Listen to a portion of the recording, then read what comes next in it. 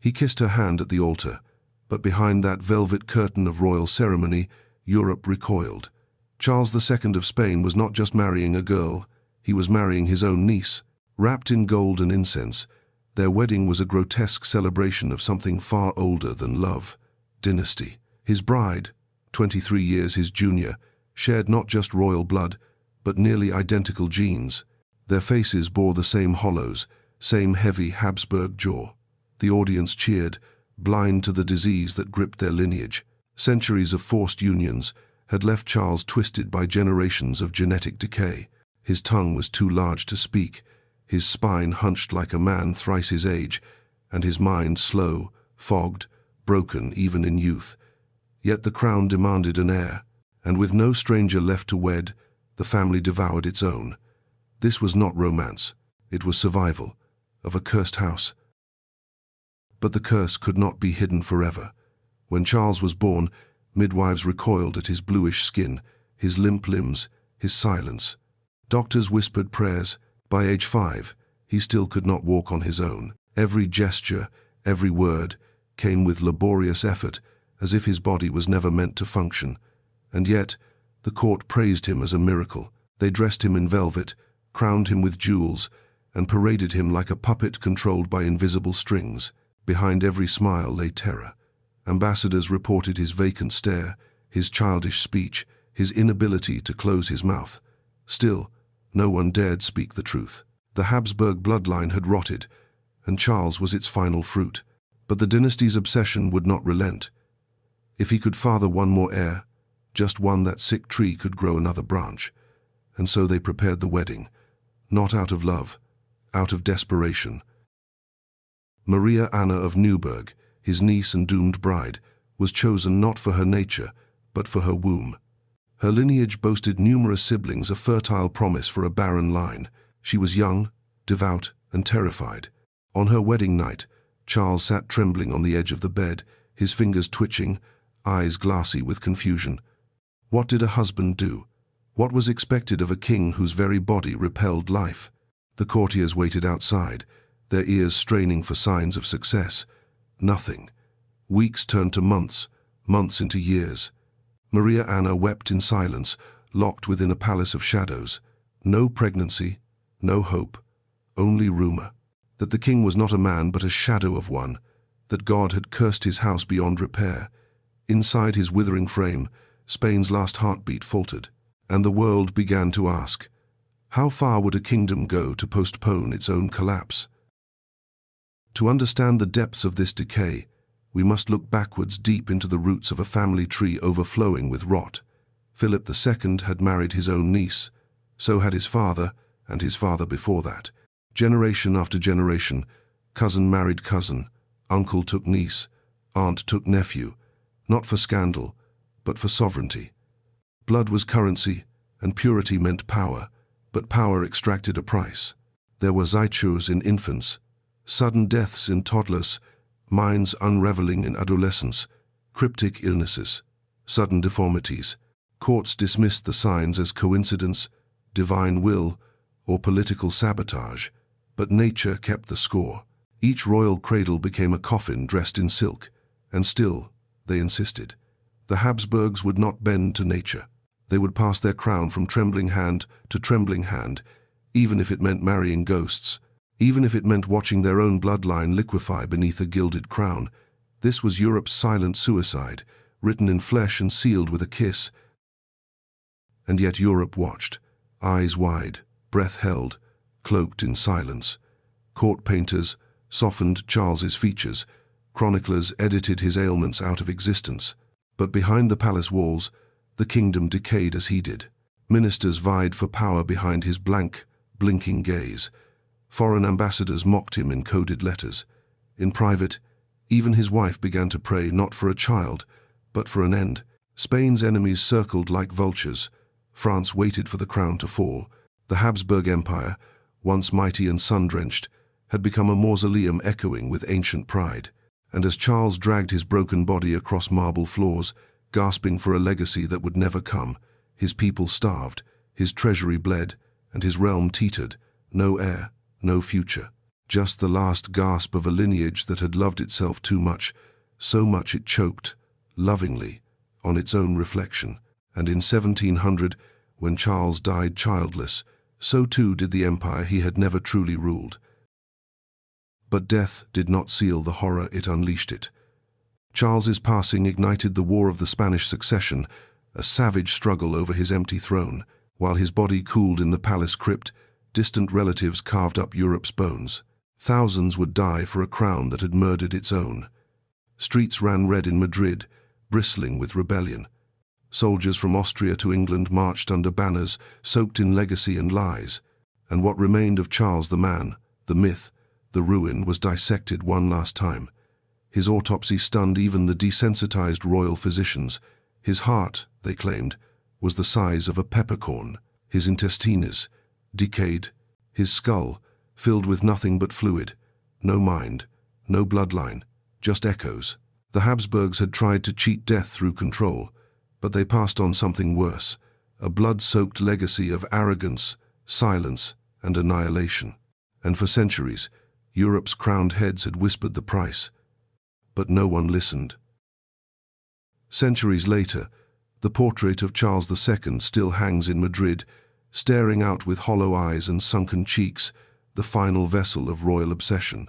School children pass by, unaware of the centuries of failed ambition and decayed blood behind that painted gaze. Historians whisper warnings buried beneath architectural grandeur. Families remember wealth, seldom the price it took to claim it. But the story of Charles is not just history, it is prophecy, a tale of what happens when power worships itself in a hall of mirrors, when love is molded by bloodlines, not hearts. When kings become prisoners of their own pedigree, his life remains a caution etched in stone, that inheritance without humanity becomes extinction, that the crown can crush its bearer more deeply than any enemy's sword. And so, every time the face of Charles stares down from the canvas, the question returns, how much suffering will we sanctify in the name of legacy? And yet, the story festers on not in palaces, but in hospital wards and genetic studies, in the consequences of obsession that science now names and numbers. The Habsburg jaw, once sculpted in marble as a symbol of power, is now catalogued as mandibular prognathism, a deformity born not of fate, but folly. Modern researchers have traced the family tree like a pathologist studies a corpse, counting the failures that pride would not admit.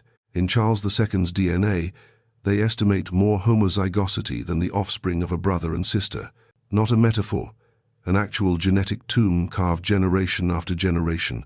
The royals wrote poetry about divine blood, but what flowed through their veins was not divinity.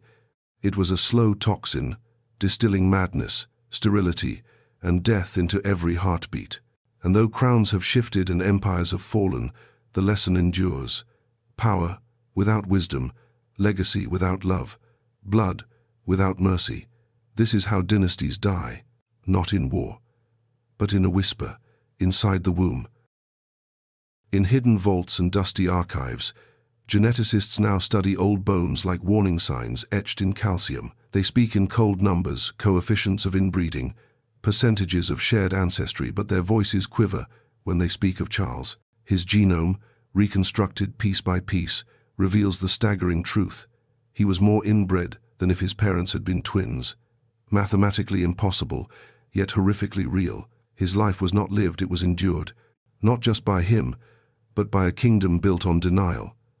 What monarchs once called divine right, we now call inherited tragedy. No treatment could fix it, no prayer, law, or edict. Only honesty, the kind that power fears most. As Europe's palaces crumble into museums, the portraits remain, silent, eternal, deceiving, looking noble, hiding nightmares. And still, around the world, power clings to its reflection. But history has already answered the question that legacy dares not ask. When blood is worshipped over love, the end will come, and it will wear a crown. The legacy of Charles II remains more than a ghost story. It is a mirror turned toward us. Modern monarchies wear softer robes, speak of duty and reform, yet the echo lingers. Dynasties of wealth, of politics, of industry, still wrestle with the temptation of control through closeness, be it genetic, ideological or cultural? How far will families go to preserve their name? What truths will they silence? What unions will they forge to keep the crown from slipping? The tale of the Habsburgs warns us not only of deformity, but of delusion that conviction can curdle into cruelty when left unchecked. Charles's life was a monument to blind loyalty, to centuries of love twisted by fear. And in that silence, in those candlelit corridors heavy with perfume and decay, Europe answered its own unspoken question. You can imprison blood, you can poison it with pride, but eventually the line will end, and history will repaint your glory as a caution in tragic hues. As modern science maps ancient mistakes and museums polish the relics of royalty, one truth becomes inescapable. Charles II was not a monster, but a warning. He was born into a world that worshipped bloodline over breath, that cloaked its fears in brocade and crowned its ghosts. His life, frozen in oils and treaties, tells us in silence what volumes cannot, that when we honor legacy above life itself, we do not preserve greatness, we embalm it, and beneath the weight of silk and steel, the flesh rots the same. So when we speak of the Habsburgs, of Charles's broken body and haunted reign, we are not dissecting the past. We are peering into the oldest temptation of power to believe it can outlast humanity. It cannot, and it will not. The crown may glitter, the dynasty may endure for a time, but in the end, the blood reveals all, and history does not forget the price it made them pay. And perhaps the greatest tragedy of Charles II is not what he became, but what he was denied: choice, compassion, a chance to simply be a man and not a symbol. From cradle to crypt, he was a canvas for other people's ambitions, their fears inked into his frail body like ancestral graffiti. He never ruled, he never fathered, he never escaped. He was, above all else, the perfect heir not to glory, but to consequence, and the silence that once smothered his suffering still echoes today in every institution that worships its past while ignoring its pain. Look deeply into his portrait, not just at the twisted features, but at the eyes. They do not accuse. They plead for understanding, for truth, for remembrance without disguise. Because history is not just the stories we proudly tell, but the truths we tremble to admit. And in Charles's life, the Habsburgs penned a final truth, that when pride mates with fear, the child born is always suffering. And so ends the tale of Charles II, not with a coronation, nor a conquest, but with a whisper drowned in velvet silence. His lineage evaporated like breath on palace glass, leaving behind a legacy embalmed in sorrow. Spain moved on, the world forgot, but the scar remains, carved not in marble, but in memory in the way we speak, of power, purity and blood, without ever uttering the cost. His story lingers in the air of every throne room and behind the eyes of every heir, warning that tragedy does not always come with cannon fire.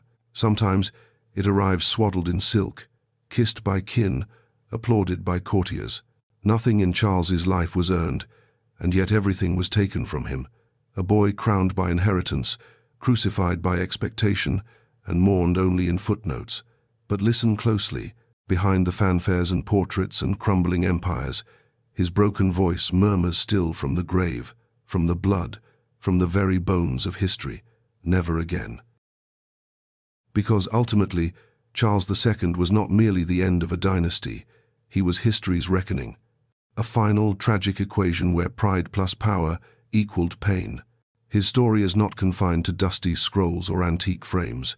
It re-emerges wherever legacy eclipses humanity, wherever names mean more than needs, wherever the past becomes a prison, not a guide. He stands today not as a grotesque relic, but as a mirror in motion. When we close the books on him, we should feel unease, not closure.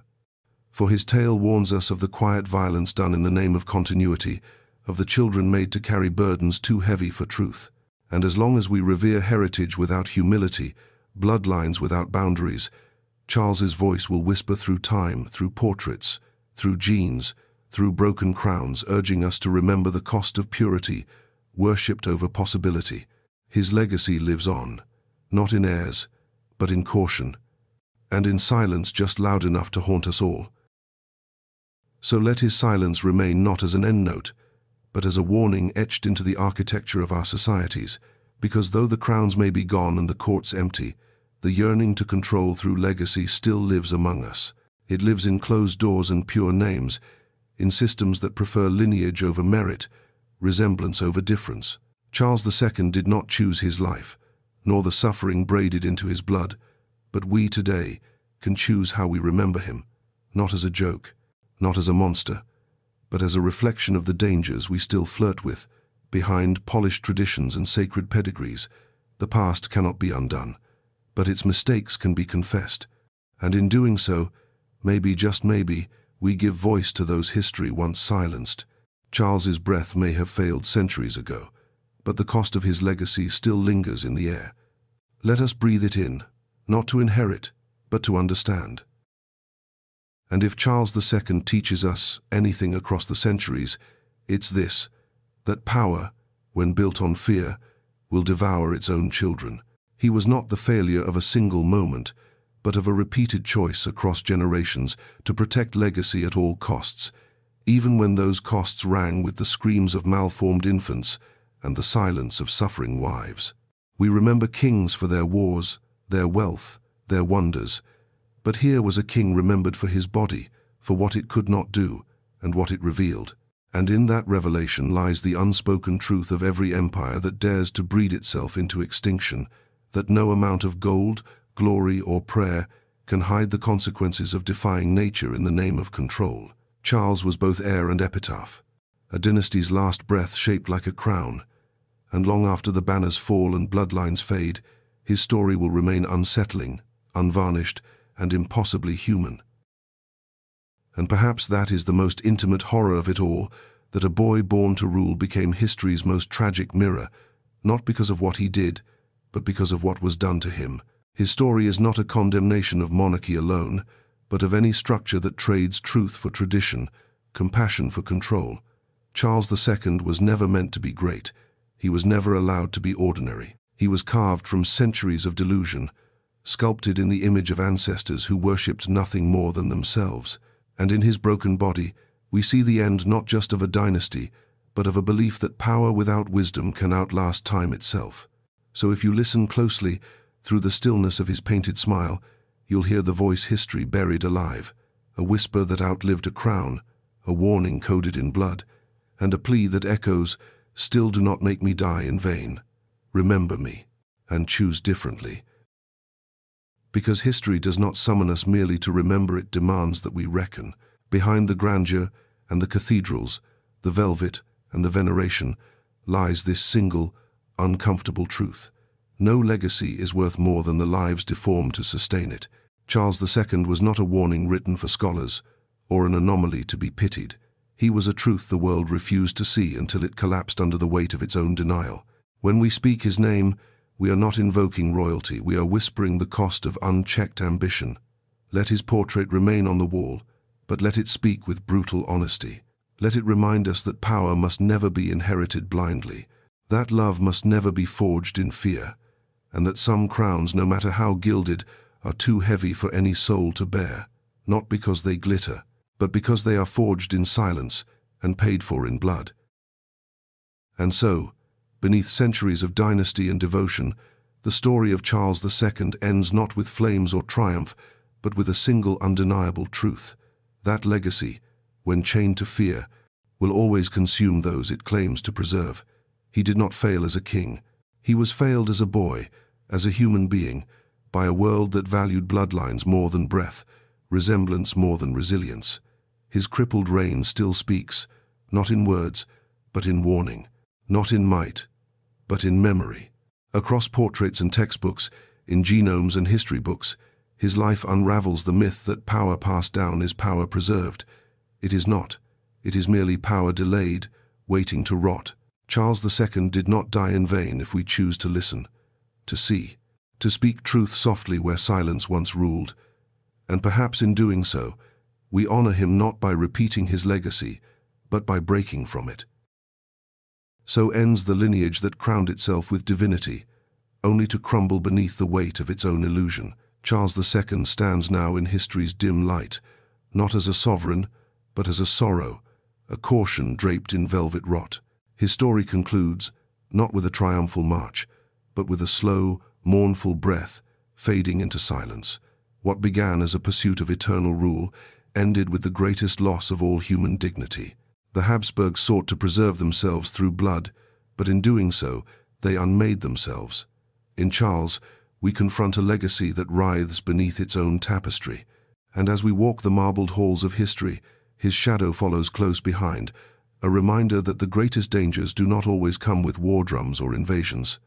Sometimes they wear crowns, sometimes they sit in silence, and sometimes their only legacy is the echo of suffering left behind. This is how empire dies, not with a bang, but with a bloodline. And with that final breath, history closed its blood-stained book.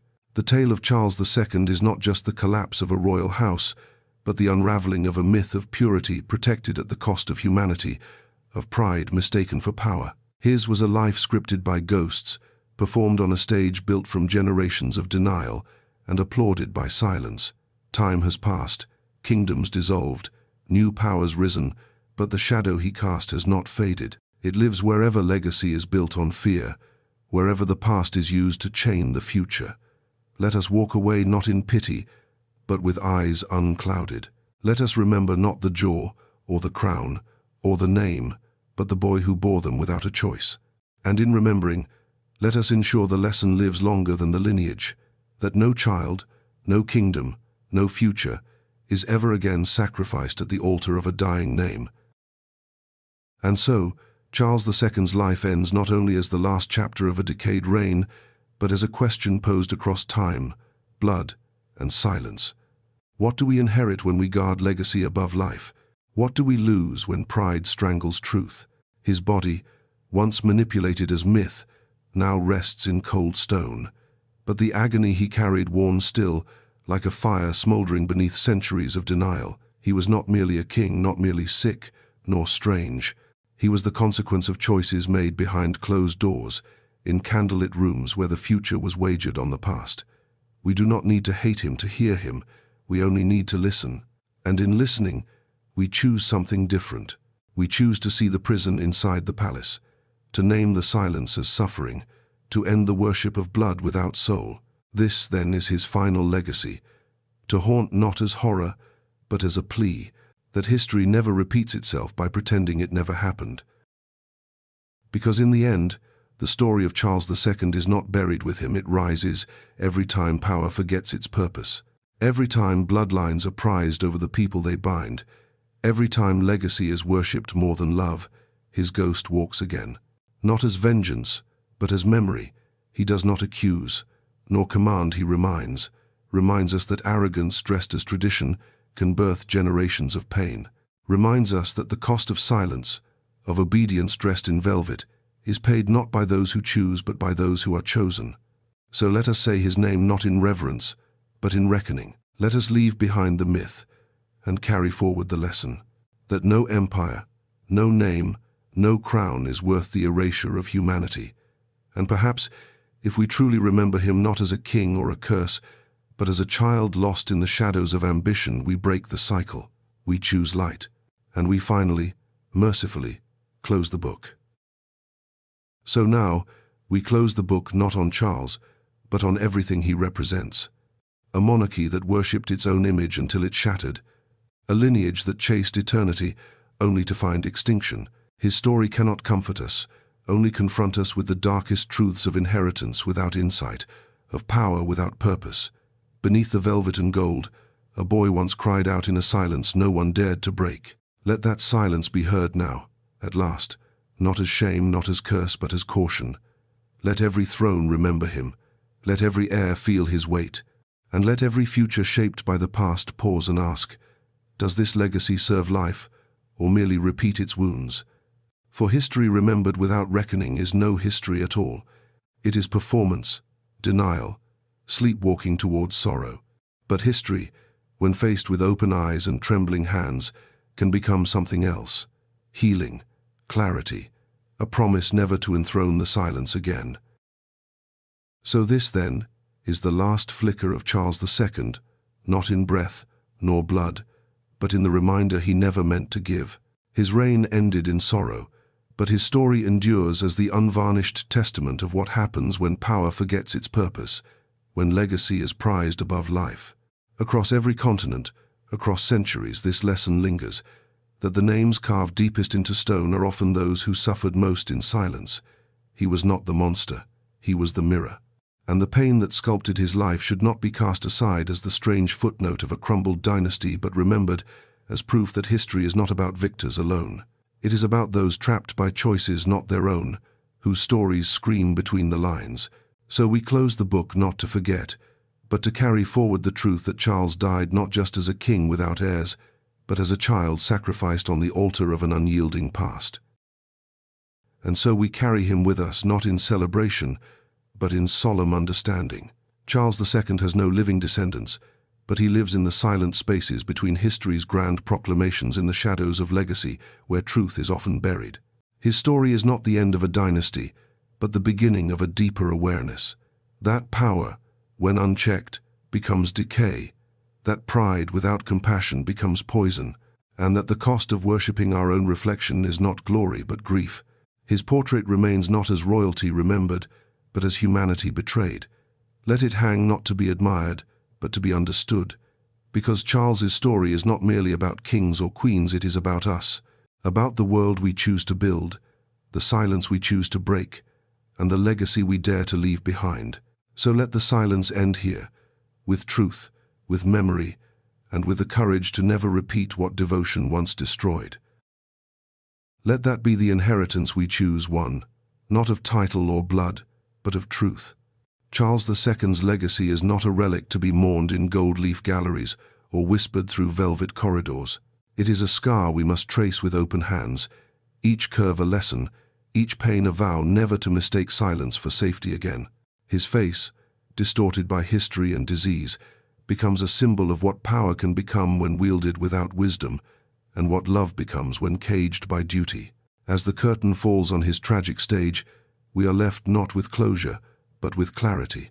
No dynasty is eternal, no bloodline divine, and no silence justified if it shields suffering.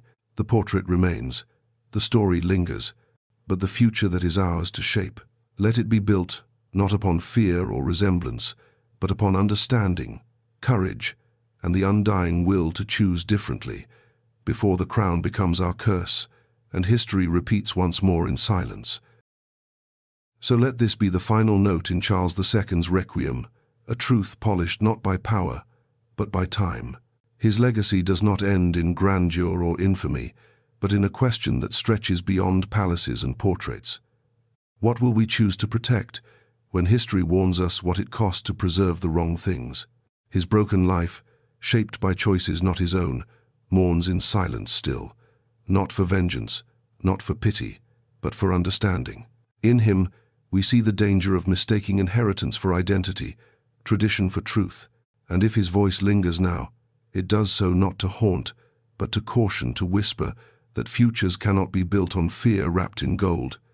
Let the silence of his bloodline speak at last. Let it ring louder than trumpets, clearer than proclamations. Let it tell us, a name is not worth a soul, and no lineage stands if built upon the bones of the voiceless. This is the cost, this is the warning, and now it is ours to heed. This is how we remember him, not as a ruler, but as a reckoning. Charles II stands in history not for decrees or conquests, but for the frailty of a system that prized names over needs, silence over suffering. His story closes not in applause, but in awareness, in a collective breath held at the edge of time's mirror, where his bruised reflection dares us to be honest, to choose inheritance laced with empathy, not control, to value difference over delusion, to lift the weight from the backs of tomorrow's children. His was a life neither heroic nor villainous, simply human, drowned by centuries of fear disguised as reverence. And so, as the echo of his dynasty fades into quiet, let our voices rise not to repeat history, but to reclaim it, not to revere a crown, but to remember the cost of clinging to it. Charles has fallen silent, but we at last must speak,